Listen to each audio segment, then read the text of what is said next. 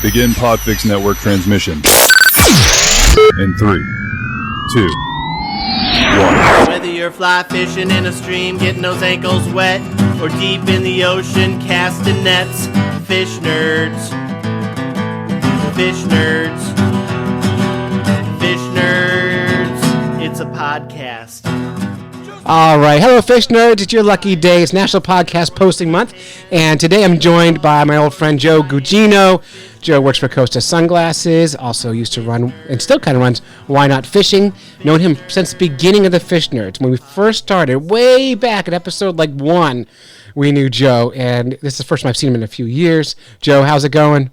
It's going great, Clay. Thanks for having me. Happy to do it. And so we're doing, for National Podcast Posting Month, which is every day this month putting on a new show, we're doing fishing tips. I thought while I had your face here on a Zoom, I'd grab your fishing tip. So I don't know what you're going to say, but now you get to say it. Well, I don't either. So here we go. So quickly, I live in Boston, Massachusetts, in Boston Harbor. So I'm a huge striped bass fisherman. So I am light tackle fly fishing all the time.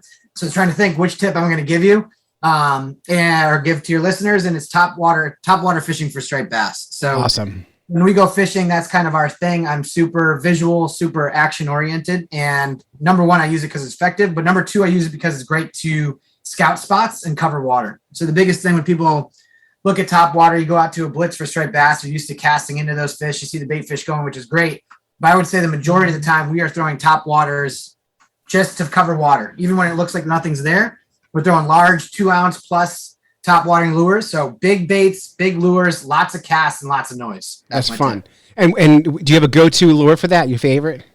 So the classic one right here, as far as production made, is the Dock. It's large white lure with a rattle inside it. Mm-hmm. But two lures that I've used very often is 24/7 lures based out of Connecticut, handmade wood lures, and Trixie Lures, which is located here in Swampscott, Massachusetts. So those are two lures that I love to throw because they're handmade, they're wooden, love to support local guys as well. Awesome.